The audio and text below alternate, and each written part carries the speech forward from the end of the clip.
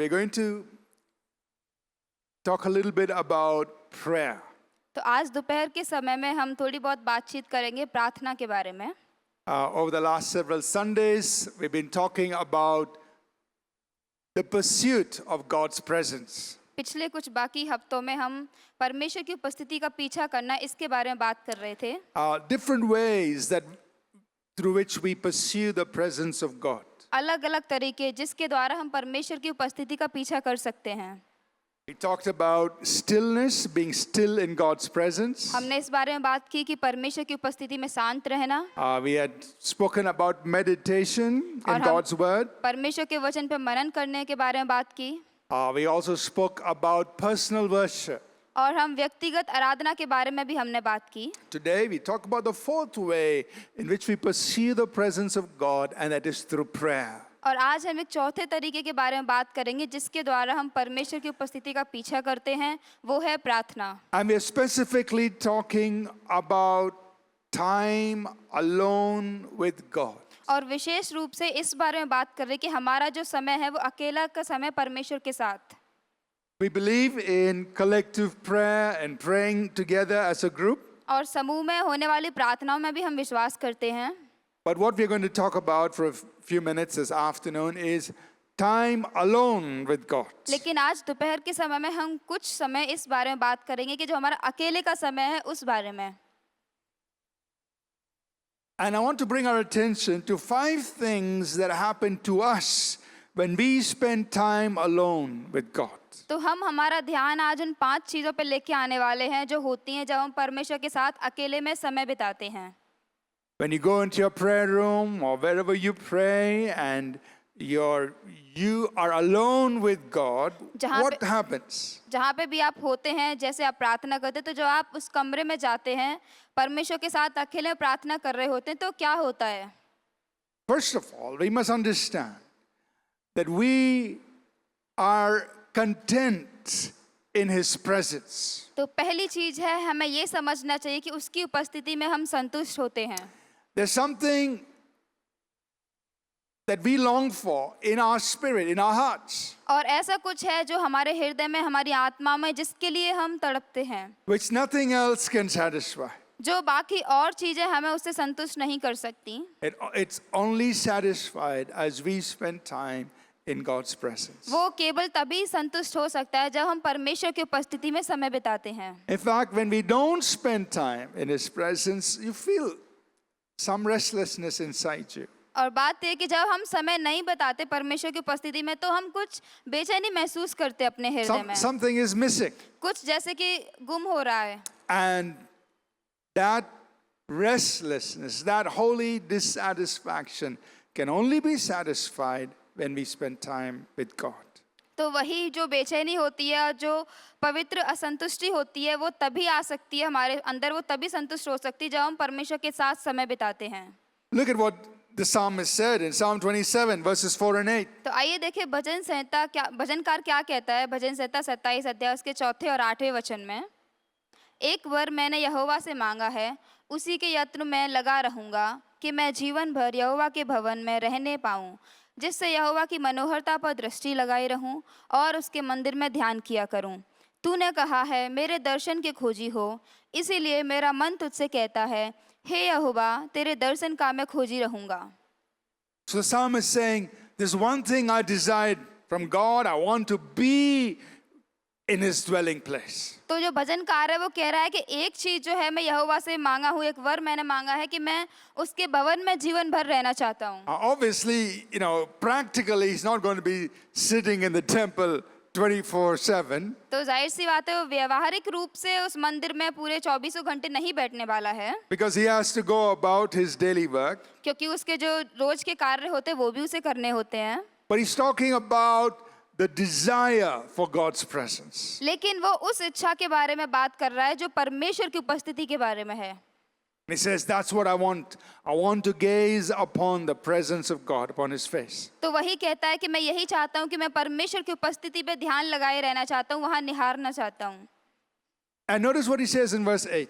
और देखिए वचन 8 में वो क्या कहता है। He says, when you said, seek my face. तो उसने कहा कि जब तूने कहा परमेश्वर मेरे दर्शन के खोजी हो, So can you imagine God is speaking and God is calling us saying, seek my तो face. क्या आप कल्पना कर सकते कि परमेश्वर हमसे बात कर रहा है और बुला रहा है कि मेरे दर्शन के खोजी हो? And I think all of us have experienced that. और हमें लगता है कि हम सब उसका अनुभव कर सकते हैं। It may not have been exactly in these words, but there's something pulling in your heart and God is saying, come, just pray. Just come and pray. हो सकता है वो पूरे इन तरीकों के शब्दों से ना हो, लेकिन कुछ ना कुछ होगा जो हमें खींचता है, कहता है कि आओ प्रार्थना करो, प्रार्थना करो। God is saying, seek my face. परमेश्वर कह रहा है मेरे चेहरे को खोजो। So inside you just feel, I need to go and pray. तो हमारे अंदर में हम ऐसा महसूस करते हैं कि मुझे प्रार्थना करने की जरूरत है। God is calling you. परमेश्वर मुझे बुला रहा है Seek my face. कि मेरी उपस्थिति को खोजो। How did the psalmist respond? तो जो भजनकार है उसने क्या उत्तर दिया? He said, when you said, seek my face, my heart said, your face, Lord, I will seek. तो उसने कहा कि परमेश्वर जब तूने कहा मेरे दर्शन के खोजी हो, इसीलिए मेरा मन तुझसे कहता है हे यहोवा तेरे दर्शन का मैं खोजी रहूंगा। So when God draws you or moves upon your heart saying, come and pray, you and I should respond, okay, God, I'll go pray. जब परमेश्वर हमारे हृदय में कार्य करता है, बोलता है आओ प्रार्थना करें, तो हम और हमारा हृदय और परमेश्वर एक साथ आने चाहिए। Amen? आमीन। You go alone अकेले जाते हैं and you spend time in prayer. और उसकी प्रार्थना में उसकी उपस्थिति में समय बिताएं। And like it says in Psalm 16 verse 11, और जैसे भजन संहिता 16 अध्याय 11 वचन में कहता है in his presence there is fullness of joy. कि जो उसकी उपस्थिति है वहाँ पे आनंद की भरपूरी है। And there you find all kinds of enjoyment. तो वहीं पे हम हर प्रकार का सुख पा सकते हैं। So there are things that you and I experience in the presence of God which we cannot find anywhere else. तो परमेश्वर की उपस्थिति में ऐसी चीजें हैं जिनका हम अनुभव करते वो हम कहीं और नहीं पा सकते। So that's the first thing that happens when you pray alone. तो ये पहली चीज है जब हम अकेले में होके प्रार्थना करते हैं। You find or you experience contentment हम उसकी उपस्थिति में संतुष्टि को महसूस करते हैं in your spirit, हमारी आत्मा में, which you and I, we can never find anywhere else. जो कि हम और आप कहीं और नहीं पा सकते कभी। Amen? आमीन। Second thing, दूसरी चीज, when you're in God's presence, जब आप परमेश्वर की उपस्थिति में हैं, sometimes God confronts us. परमेश्वर की उपस्थिति से हमारा सामना होता है। There are things in our lives that He needs to address. कुछ चीजें होती हैं हमारे जीवनों में जिसको उसे सही करने की जरूरत होती है। Maybe there are wrong attitudes, maybe there is pride, maybe there is jealousy, maybe there is hatred or unforgiveness. हो सकता है कोई गलत व्यवहार हो, नफरत हो, जलन हो किसी के प्रति, किसी को क्षमा ना किया हो। So when you're alone with God, तो जब हम परमेश्वर के साथ अकेले होते हैं, God puts His finger परमेश्वर हमें ये चीजें दिखाता है and He says, that's not right. और वो कहता है कि ये ठीक नहीं है, Let's take it out. तो इसको बाहर निकालें आइए। In Isaiah chapter 6, verses 1 through 7, यशायाह 6वें अध्याय में वचन 1 से 7 तक, Isaiah has a vision. और जो यशायाह है वो दर्शन देख रहा है। He sees the Lord seated on His throne, वो देख रहा है परमेश्वर को सिंहासन पे बैठे हुए, and His robe is so long, His robe fills His whole temple. और जो उसका वस्त्र है वो इतना लंबा है कि पूरा जो मंदिर है उससे भरा हुआ है। And there are these seraphims, these worshipping angels, they are singing holy, holy, holy to the Lord. और वहाँ पे साराप हैं जो आराधना करने वाले स्वर्गदूत हैं और वो कह रहे हैं परमेश्वर को पवित्र पवित्र पवित्र। And the glory of God fills the temple, it fills all the earth. और जो परमेश्वर की महिमा है वो पूरे मंदिर में भरी है, पूरे पृथ्वी पे। And when Isaiah encounters God, look at his response. और जब यशायाह परमेश्वर के साथ उसकी मुलाकात होती है तो उसका उत्तर क्या होता है? In verse 5, he says, woe is me, I am a man of unclean lips. और वचन 5 में वो कहता है कि हाय मैं नष्ट हुआ क्योंकि मैं अशुद्ध होठ वाला मनुष्य हूँ। So this is what happens. तो ये होता है When we come into the presence of God, जब हम परमेश्वर की उपस्थिति में आते हैं we realize how holy God is. और हम इसको महसूस करते हैं कि परमेश्वर कितना पवित्र है, And we recognize that there are things in our life that shouldn't be there. और तब हम ये महसूस करते कि हमारे जीवन में कुछ ऐसी चीजें हैं जो नहीं होनी चाहिए। But what we see here is immediately लेकिन हम यहाँ पे क्या देखते हैं a तुरंत, seraphim takes a coal from the altar and he comes and he touches Isaiah and he says, your iniquity is removed. और जो साराप है वो एक मंदिर से अंगारे को लेता है और उसके होठों को छूता है, वो कहता है कि तुम्हारे पाप दूर किए गए। And that's what God does और यही परमेश्वर करता है when we are in his presence. जब हम उसकी उपस्थिति में होते हैं, He removes those things. जो पाप है उन्हें दूर करता है। Now we don't live with sin consciousness. तो हम जो है पाप की चेतना में नहीं जीते, We live with righteousness consciousness. हम धार्मिकता के साथ जीते हैं, Because we know that we are the righteousness of God. क्योंकि हम जानते हैं हम परमेश्वर की धार्मिकता We हैं। can come boldly into his presence. हम उसके उपस्थिति में बड़े ही हियाव के साथ आ सकते हैं। But yet when we come in his presence, if there are things in our lives that God needs to deal with, he does it. लेकिन फिर भी यदि जब हम उसकी उपस्थिति में आते हैं, हमारे जीवन में कुछ ऐसी चीजें होती हैं जिससे उसे निपटने की जरूरत होती है, तो वो करता है। Amen? आमीन। And this is a good thing.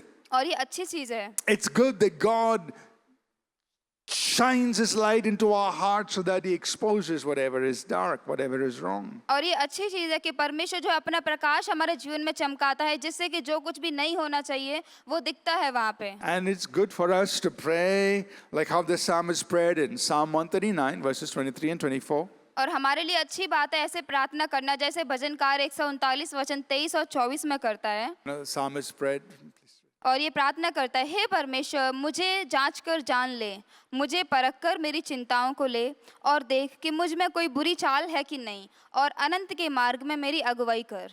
so saying, God, search me and see if there's anything wicked in me. तो वो कह रहा है कि परमेश्वर मुझे जांच कर जान ले और देख कि मुझ में कोई बुरी चाल तो नहीं है। And we need to pray like that. और हमें ऐसे प्रार्थना करने की जरूरत है। It is better to deal with things quickly और चीजों के साथ जल्दी निपटना बहुत ही बेहतर है, than to let things stay a long time in our hearts. और वो हमारे जीवन में रहने की बजाय उनसे जल्दी निपटना बहुत अच्छी बात है। As soon as there is something wrong, और जैसे ही हमें पता चलता है कुछ गलत है, say, God, search me. बोले कि परमेश्वर मुझे जांचो, See if there's anything wrong in me. यदि मेरे जीवन में कुछ गलत है तो उसको देखो। Some jealousy, some hatred, whatever. God, take it out. Take कोई it भी out. जलन, किसी प्रकार की नफरत हो, सबको बाहर निकालो। So that happens when we are alone with God. तो ये होता है जब हम परमेश्वर के साथ उसकी उपस्थिति में अकेले होते हैं। The third thing that happens, और तीसरी चीज जो होती we है, are counseled in his presence. हम उसकी उपस्थिति में सलाह पाते हैं। God speaks to us. परमेश्वर हमसे बात करता है। Maybe we need direction. हो सकता है हमें दिशा चाहिए, Maybe we need to know what choice to make. और हो सकता है हमें ये जानने की जरूरत है कि हम कौन सा चुनाव करें, Maybe we need guidance in our lives. और हो सकता है हमारे जीवनों में हमें अगुवाई की जरूरत है। God speaks to us. परमेश्वर हमसे बात करता है। In Psalm 25 verses 12 to 15, और भजन संहिता 25 अध्याय वचन 12 से 15। look at what the Bible says God does for people who fear him. आइए देखें बाइबल क्या बताती है कि परमेश्वर उनके साथ क्या करता है जो उसका भय मानते हैं। वह कौन है जो यहोवा का भय मानता है? यहोवा उसको उसी मार्ग पर जिससे वह प्रसन्न होता है चलाएगा। वह कुशल से टिका रहेगा और उसका वंश पृथ्वी का अधिकारी होगा। यहोवा के भेद को वही जानते हैं जो उससे डरते हैं, और वह अपनी वाचा उन पर प्रकट करेगा। मेरी आंखें सदैव यहोवा पर टकटकी लगाए रहती हैं, क्योंकि वही मेरे पाँवों को जाल में से छुड़ाएगा। Look at what these verses say.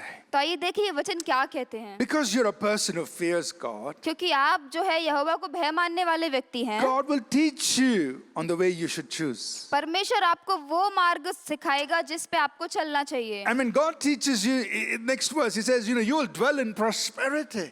और इसका मतलब है कि वो हमें हमेशा समृद्धि में रखेगा, Because you're making your choices as instructed by God. क्योंकि जो आपके चुनाव हैं परमेश्वर के द्वारा दिए गए निर्देश के ऊपर बना रहे हैं। You will prosper. तो आप समृद्धि You will be पाएंगे successful. You will be successful और आप सफल होंगे, because God is teaching you. क्योंकि परमेश्वर आपको सिखा रहा है। And then he says, verse 14, God's secrets are with you. और उसके बाद वचन 14 में ये बताता है कि यहोवा के भेद को वो जानते हैं। So there are things that God has for your life which he wants to speak to you. तो इसका मतलब ऐसी कुछ चीजें हैं परमेश्वर के पास आपके जीवन के बारे में जो वो आपसे बात करना चाहता है। So his secrets, तो उसके भेद, He also says he will reveal his covenant, और वो ये भी कहता है कि वो अपनी वाचा भी प्रकट करेगा, the promises over your life. और जो वायदे उसने आपके जीवन के लिए रखे हैं God will reveal to you. परमेश्वर आपको प्रकट करेगा। And then he says, verse 15, the psalmist saying, Lord, my eyes are toward you because you get my feet out of the net. और 15 वचन में कहता है, मेरी आंखें सदैव यहोवा पर टकटकी लगाई रहती हैं, क्योंकि वही मेरे पाँव को जाल में से छुड़ाएगा। Sometimes we get trapped in some situations. तो कई बार हम कुछ परिस्थितियों के उस जाल में फंस जाते हैं, We make mistakes. हम गलतियां करते हैं We get trapped. और हम उसमें जाल में फंस जाते हैं। But the psalmist is saying, my eyes are toward you because you will bring me out of that trap. लेकिन जो भजनकार है वो कह रहा है, मेरी आंखें तुम्हारी ओर लगी रहती हैं, क्योंकि तुम मेरे जो पाँव हैं उन्हें जाल में से निकालोगे। So when we spend time alone with God, तो जब हम परमेश्वर के साथ अकेले में समय बिताते हैं, He will teach us what choices to make. वो हमें सिखाएगा कि क्या चुनाव करने चाहिए, He will speak His secrets to us. और वो जो भेद है वो हमको बताएगा, He will show us His promises for our life. और जो वायदे हमारे जीवन के लिए हैं वो हमें दिखाएगा। And if we are in trouble, He'll give us the way to come out. और यदि हम परेशानी में हैं तो हमें वहाँ रास्ता भी दिखाएगा कि कैसे उससे बाहर आएं। But लेकिन we must be alone with Him. We must be alone with Him हमें उसके साथ अकेले रहना चाहिए, so that He can speak to us. जिससे कि वो हमसे बात कर सके। If we are too busy, और यदि हम बहुत ज्यादा व्यस्त हैं how are we going to listen to Him? तो हम उसे कैसे सुन पाएंगे? I understand. क्या आप समझ रहे हैं? So that's why you and I need to spend time alone with God so we can receive His counsel for our lives. तो इसीलिए हमें और आपको परमेश्वर की उपस्थिति में अकेले समय बिताने की जरूरत है, जिससे कि हम उससे सलाह पा सकें। Number 4, चौथे number, when we spend time alone with God, जब हम अकेले में परमेश्वर के साथ समय बिताते हैं, our lives are centered, meaning they are refocused, realigned. तो इसका मतलब जो है हम उसकी उपस्थिति में केंद्रित रहते हैं, वहीं जुड़े रहते हैं फिर से। Sometimes we get distracted, we are looking this way, we are looking that way. कई बार हमारा ध्यान भटक जाता है, तो हम उधर देखते हैं, इधर देखते हैं, We lose focus. हमारा ध्यान हम उसे खो देते हैं। And so we need to get centered again. तो फिर से हमें केंद्रित होने की जरूरत होती है। Sometimes we are discouraged, we want to give up. तो कई बार हम निराश भी होते हैं, हम हार मानना चाहते So we हैं, need to be encouraged. तो हमें प्रोत्साहित होने की जरूरत है। And that happens when we are alone with God. और ये जब होता है, और ये तब होता है जब हम परमेश्वर की उपस्थिति में अकेले होते हैं। Look at some verses. Psalm 27, verse 14. तो आइए कुछ वचनों को देखें। भजन संहिता 27 वचन 14। यहोवा की बाट जोता रहे, हियाव बांध और तेरा हृदय दृढ़ रहे, यहोवा ही की बाट जोता रहे। When we wait on the Lord, He strengthens our hearts. तो जब हम परमेश्वर के प्रति वहाँ पे इंतजार करते हैं, वो हमारे हृदय में सामर्थ को लाता है। Sometimes, we think, okay, this battle, this problem will get over tomorrow. Tomorrow comes and goes and the battle is still there. तो कई बार हम सोचते हैं कि कोई नहीं, ये परेशानी है, ये कल खत्म हो जाएगी, लेकिन कल आता है वो परेशानी फिर भी रहती है। And we get discouraged. Lord, how long do I keep fighting? और हम निराश हो जाते हैं, बोलते हैं कि परमेश्वर मुझे और कब तक इससे लड़ना चाहिए, I don't have any more strength. अब मेरे पास और कोई सामर्थ नहीं है। We don't know when this battle will get over. और हमें नहीं पता जो युद्ध है वो कब खत्म होगा। But one thing we know, लेकिन एक चीज हम जानते when हैं, we wait on the Lord, He will strengthen our hearts. जब हम परमेश्वर के प्रति प्रतीक्षा करते हैं तो वो हमारे जो भीतरी मनुष्य है उसे सामर्थ देता है, He will strengthen us so that we can keep on fighting. और वो हमें सामर्थ देता है जिससे कि हम लड़ते रहें। Amen. Wait on the amen. Lord. तो परमेश्वर के प्रति प्रतीक्षा He will रखें, strengthen you. He'll give you the strength to keep going. वो हमें सामर्थ देगा, वो हमें ताकत देता रहेगा आगे चलने के लिए। Sometimes we get discouraged because we are looking at other people. और कभी कभी हम निराश इसीलिए भी हो जाते हैं क्योंकि हम दूसरों की ओर देख रहे होते The हैं। psalmist put it in these words in Psalm 37, verses 7, 9, and 34. और भजन संहिता इस प्रकार उसने बताया 37 अध्याय वचन 7, 9 और 34 में, यहोवा के सामने चुपचाप रह और धीरज से उसकी प्रतीक्षा कर, उस मनुष्य के कारण ना कुढ़ जिसके काम सफल होते हैं और वह बुरी युक्तियों को निकालता है, क्योंकि कुकर्मी लोग काट डाले जाएंगे और जो यहोवा की बाट जोते हैं वे पृथ्वी के अधिकारी होंगे। यहोवा की बाट जोता रहे और उसके मार्ग पर बना रहे, और वह तुझे बढ़ाकर पृथ्वी का अधिकारी कर देगा। जब दुष्ट काट डाले जाएंगे तब तू देखेगा। So sometimes we look at other people, तो कभी कभार जो हम हैं लोगों की ओर देखते हैं, people who don't walk in integrity. जो कि लोग ईमानदारी में नहीं चलते, They are crooked in their ways, और जो उनके रास्ते होते हैं उनमें वो बहुत बुरे कार्य करते हैं and they seem to get ahead. और वो आगे बढ़ते हुए दिखाई देते हैं। And we wonder, God, I'm trying to live right, but look at those people. और हम कहते हैं परमेश्वर मैं सत्य के साथ जीने का प्रयास कर रहा हूँ, लेकिन उन लोगों को देखो। Psalmist says, don't fret about the wicked who seem to prosper in their ways. और जो भजनकार है वो इस प्रकार कह रहा है कि उन मनुष्यों के कारण नाकुड़ जो आगे बढ़ते दिखते हैं। He says, you wait on the Lord and he will cause you to inherit the earth. और वो कह रहा है कि तुम यहोवा की बाट जो हो तो वो तुम्हें पृथ्वी का अधिकारी बनाएगा। That means he will cause you to take what is yours, possess what is yours. इसका मतलब वो हमें लेने के योग्य बनाएगा जो हमारा है। You wait on the Lord. आप परमेश्वर में इंतजार करो। Sometimes we lose focus. और कई बार जो हमारा ध्यान हम खो देते हैं We're looking at that person, the other person, they are wicked in their ways, they seem to be doing fine. और हम उस व्यक्ति को देख रहे होते हैं, उस व्यक्ति को वो अपने मार्ग में बुरे कार्य कर रहे होते हैं लेकिन वो सफल हो रहे होते हैं। What's the answer? लेकिन इसका उत्तर क्या है? Wait on the Lord.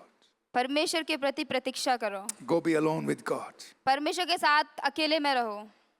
He will refocus you जो हमारा ध्यान है उसको फिर से वापस लाएगा and he will cause you to inherit the और earth. वो हमें अधिकारी बनाएगा पृथ्वी का। Number 5. और 5वां number, When we spend time alone with God, we experience his embrace. We feel cherished in his presence. जब हम उसकी उपस्थिति में समय बिताते हैं अकेले में तो हम प्रिय महसूस करते हैं, हम उसकी उपस्थिति में प्रिय ठहराए जाते हैं। You see, we all want to be acknowledged and affirmed for what we do. और हम सब चाहते हैं कि जो हम करते हैं उसके लिए हमें देखें, लोग हमें पहचाने। Right? When you put your post on social media, you see how many likes you get. जब आप कोई आपकी पोस्ट सोशल मीडिया पर डालते हैं तो देखते हैं कितने लाइक्स उसमें मिले हैं। You want to be affirmed. हम वहाँ पे पहचाने जाना चाहते हैं। But how much more wonderful it is when the God of heaven speaks to you and says, you're doing well. लेकिन ये कितनी कई ज्यादा गुना अच्छी बात है जो स्वर्ग का परमेश्वर है वो हमें देख के कहता है कि तुम बहुत अच्छा कर रहे हो। When he tells you, जब वो आपको बताता है well done, बहुत बढ़िया, keep going. और बढ़ते रहो। And that's what happens when you are alone with God. God speaks to you. और यही होता है जब आप और परमेश्वर अकेले होते हैं, वो आपसे बात करता है He affirms you. और वो आपको वहाँ पे स्थापित करता He है authorizes you for new assignments. और वो नए कार्यों के लिए आपको वहाँ पे बताता है। He gives you a fresh vision and he says, okay, now go on and do this. वो आपको एक ताज़ा दर्शन देता है, वो कहता है कि ठीक है अब जाके इसे करो। And that happens when you're alone with God. और ये तभी होता है जब हम परमेश्वर के साथ अकेले होते हैं। Jesus put it like this in Matthew chapter 6 and verse 6. और यीशु ने इस प्रकार यहाँ पे बताया मत्ती 6 अध्याय वचन 6 में, परंतु जब तू प्रार्थना करे तो अपनी कोठरी में जा और द्वार बंद करके अपने पिता से जो गुप्त में है प्रार्थना कर, तब तेरा पिता जो गुप्त में देखता है तुझे प्रतिफल देगा। You go pray alone in your room. आप अपने कमरे में जाके अकेले में प्रार्थना करो। Nobody else is there. कोई भी वहाँ पे नहीं है, Nobody's clapping for you. कोई भी आपके लिए ताली नहीं बजा रहा, Nobody knows you're there. कोई भी नहीं जानता कि आप वहाँ पे हो। But your Father who sees you in secret, लेकिन जो आपका पिता गुप्त में देखता है he will reward you openly. वो उसका प्रतिफल खुले में देगा। Many times people only see the reward that's happening और कई बार जो है लोग जो है केवल प्रतिफल को देखते जो वहाँ पे दिखता है and they say, oh, how is that happening? और बोलते हैं कि ये कैसे हुआ, Well, लेकिन you were in secret. आप गुप्त स्थान में थे, Your Father saw you in secret आपके पिता ने आपको गुप्त में देखा and he rewards you openly. और फिर उसका जो प्रतिफल है पूरा खुले में दिया। Amen? आमीन। And that's how life and ministry should happen. और इसी तरह जो है हमारा जीवन सेवकाई में होना चाहिए। As we spend time with God, और जैसे हम परमेश्वर के साथ समय बिताते we हैं know he will move on our behalf out in the world. तो हम जानते हैं कि जो बाहर है खुले में है वो हमारे बीच में आके वहाँ पे कार्य करेगा। So we close with this verse, Hebrews chapter 11 and verse 6. तो हम जो इब्रानियों 11 अध्याय वचन 6 इसके साथ समाप्त करेंगे। और विश्वास बिना उसे प्रसन्न करना अनोना है, क्योंकि परमेश्वर के पास आने वाले को विश्वास करना चाहिए कि वह है और अपने खोजने वालों को प्रतिफल देता है। Notice the end of that verse. It says, God is a rewarder of those who diligently seek Him. और आखिरी में ये वचन कहता है कि वह अपने खोजने वालों को प्रतिफल देता है। So when you seek God, तो जब हम परमेश्वर को खोजते हैं, you go alone, you pray. हम अकेले जाते हैं, प्रार्थना करते हैं। Sometimes you wonder, what's the good of this time alone with God? तो कई बार हम सोच भी सकते हैं कि इसका क्या फायदा है परमेश्वर के साथ अकेले समय होने का। Remind yourself, खुद को याद दिलाएं, God is a rewarder of those who diligently seek Him. परमेश्वर प्रतिफल देता है जो उसे खोजते हैं। And when you seek Him और जब हम उसको खोजते हैं privately, गुप्त में, diligently, पूरे शिद्दत के साथ, God will reward you. परमेश्वर आपको प्रतिफल देगा। He's going to move on your behalf. तो वो आपके बीच में होके आपके सामने आके वो कार्य And करेगा things will begin to happen in your life और चीजें हैं आपके जीवन में होना शुरू हो जाएंगी, because you are spending time with the Father. क्योंकि आप जो है पिता के साथ समय बिता रहे The हैं। Father who sees you in secret, और जो पिता आपको गुप्त में देखता है, He will reward you openly. वो आपको खुले में प्रतिफल देगा। Amen? Amen. So, I want to encourage all of us. तो हम आप सबको प्रोत्साहित करना चाहते हैं, Take time to be alone with God. परमेश्वर के साथ अकेले रहने के लिए समय लें। It's never wasted time. तो जो समय परमेश्वर के साथ बिताया जाता है वो कभी व्यर्थ नहीं होता। And the Bible tells us to pray without ceasing. और जो बाइबल है वो हमें प्रार्थना करने को बोलती है लगातार बिना रुके। But to have a life where we pray without ceasing, we need to begin by spending time alone with God. लेकिन हमारे पास ऐसा जीवन होने के लिए कि हम लगातार प्रार्थना करते रहें, उसके लिए हमें परमेश्वर के साथ समय बिताने की ज़रूरत है। And try to spend extended time alone with God. और परमेश्वर के साथ है जो समय को बढ़ा के वहाँ पे समय बिताने का प्रयास करें।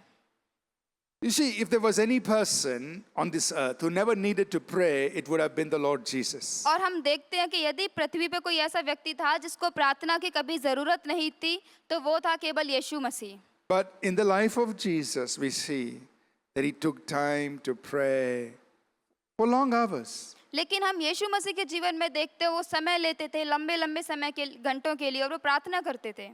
He prayed. उन्होंने प्रार्थना किया। So you and I must pray. तो हमें और आपको ही प्रार्थना करनी चाहिए। In the Garden of Gethsemane, Jesus asked His disciples, "Could you not pray with me for 1 hour?" गतसमनी के बाग में यीशु मसीह अपने चेलों को पूछते, क्या तुम मेरे साथ 1 घंटे के लिए भी प्रार्थना ना कर सके? 1 hour. 1 घंटा। I want to encourage all of us. हम सबको प्रोत्साहित करना चाहते हैं, Pray at least for 1 hour, तो कम से कम 1 घंटे के लिए प्रार्थना करें, maybe longer. उससे लंबा भी। But how can I pray so long? लेकिन आप बोले कैसे हम इतना लंबा प्रार्थना कर सकते हैं? Pray in tongues. अन्य भाषा में प्रार्थना करें। And when you're praying in tongues, you can pray for hours, 1 hour, 2 hours, 3 hours. You can just pray. और जब आप अन्य भाषा में प्रार्थना करते तो हम 1 घंटे 2 घंटे 3 घंटे प्रार्थना कर सकते हैं लंबे समय तक। Spend extended time in prayer. प्रार्थना में हमारे समय को बढ़ा के वहाँ पे समय दें। And God who sees you in secret, He will reward you openly. और जो परमेश्वर हमें गुप्त में देखता है वो हमें खुले में प्रतिफल देता। Amen? आमीन। Let's prepare our hearts to partake in the Lord's table at this time. आइए हमारे हृदय को तैयार करें प्रभु भोज में शामिल होने के लिए इस समय।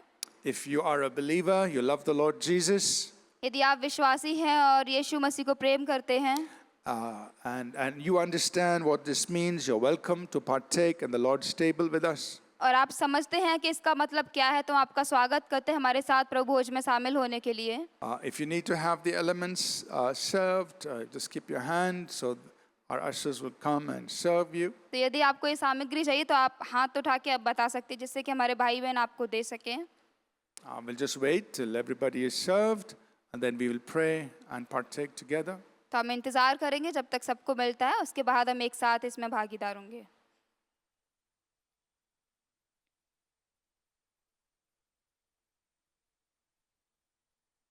I think here as well in the front. शायद आगे भी Everyone has? सबके पास हो गया. Okay, some people there.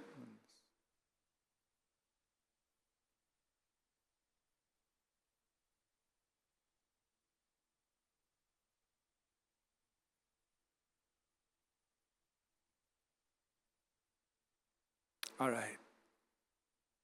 Everyone served? Anybody still? कोई और रह गया है? Oh, samne. सामने में. Right here.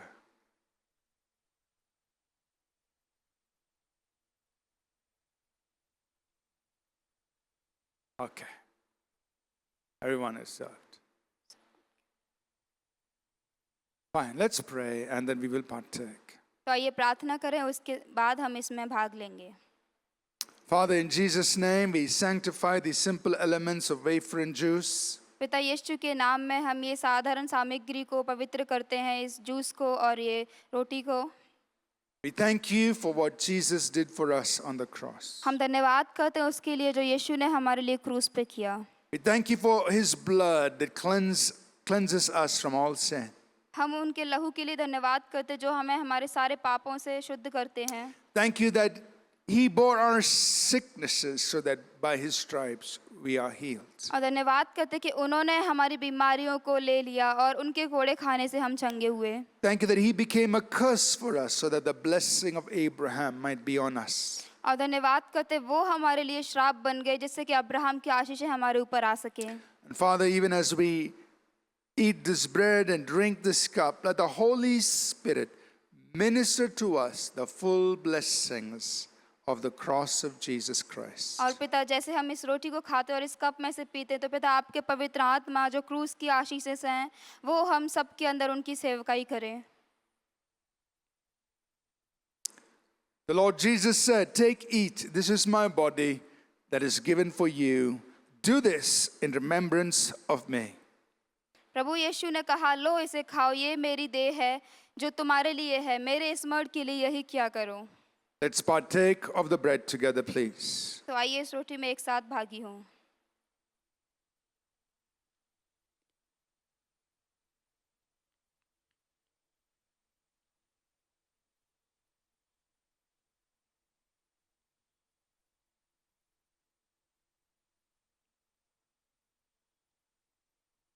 The Lord Jesus said, "This is my blood of the new covenant that is poured out for many for the forgiveness of sins."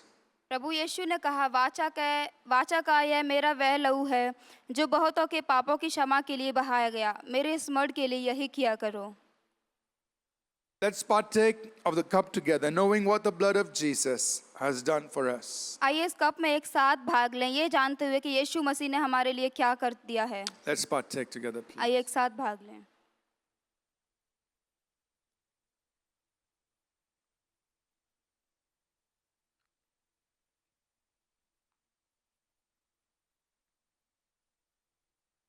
Let's rise to our feet. आइए हम सब खड़े हो जाएं.